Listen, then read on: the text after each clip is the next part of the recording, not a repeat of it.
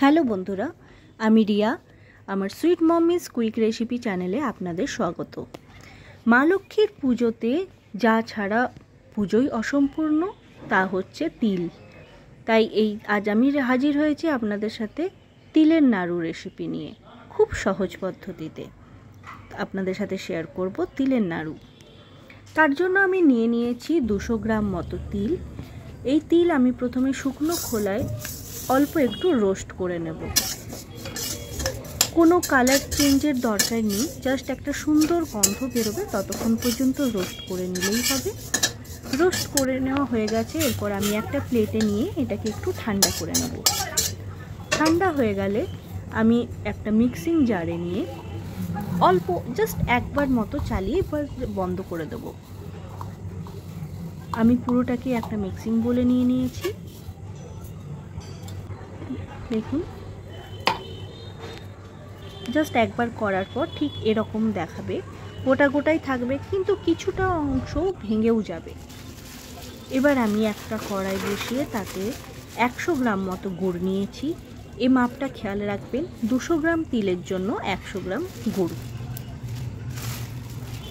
এর মধ্যে আমি অল্প একটু জল অ্যাড করে ভালো করে গুড় আর জলকে মিশিয়ে নেব।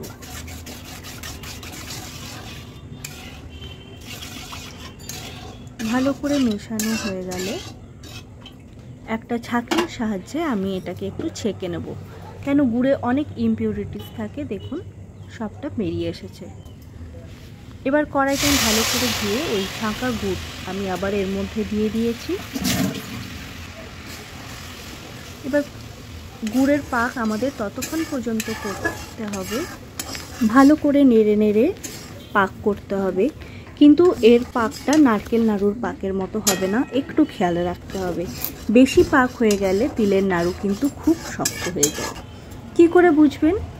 দেখুন, এরকম যদি একটা তারের মতো আপনারা দেখতে পারেন, ঠিক সেই স্টেজেই কিন্তু আপনাকে গ্যাসের ফ্লেম বন্ধ করতে হবে। আরেকটা উপায় দেখিয়ে দিচ্ছি। বাটিতে জল নিয়ে দেখুন, 1 ফোঁটা দিলে যদি এরকম জমে যাওয়ার মতো দেখতে পান, ঠিক তখনও আপনার পাক কিন্তু রেডি। আমি অলরেডি গ্যাসের ফ্লেম বন্ধ করে দিয়েছি। গ্যাসের ফ্লেম বন্ধ করে সমানে গুড়টাকে নেড়ে যেতে হবে, কেন কি ঠান্ডা করতে হবে। যতক্ষণ গরম থাকবে ও কিন্তু অলরেডি পাক হতে থাকবে। আমি ভালো করে ঠান্ডা করে নিয়ে কড়াই নামিয়ে নিচেতে সমস্ত তিল আমি একবারে দেব না, অল্প অল্প করে দিয়ে ভালো করে মেখে নেব গুড়ের সাথে। আমি প্রায় 3-4 বার ধরে তিল দেব এর মধ্যে দিয়ে। দেখুন, আবার আরেকবার দিলাম, আবার ভালো করে কিছুটা মিশিয়ে নেব। বেশ ভালো করে মেশাতে হবে। আবার যতটা বাকি ছিল সবটা দিয়ে আমি ভালো করে এর মধ্যে মিশিয়ে নিচ্ছি।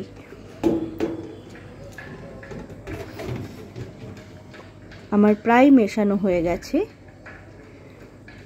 এবার আমি হাতে একটু ঘি মেখে নিয়ে নাড়ুগুলোকে বানিয়ে নেব। দেখুন, ছোট ছোট সুন্দর গোল গোল করে নাড়ু একদম রেডি হয়ে যাচ্ছে। আর গরম থাকতে থাকতেই অবশ্যই আমাদেরকে নাড়ুগুলো বানিয়ে নিতে হবে, কেন ঠান্ডা হয়ে গেলে নাড়ু বানানো যায় না।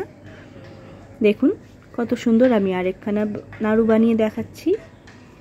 এ দেখুন কত সুন্দর হয়ে গেছে।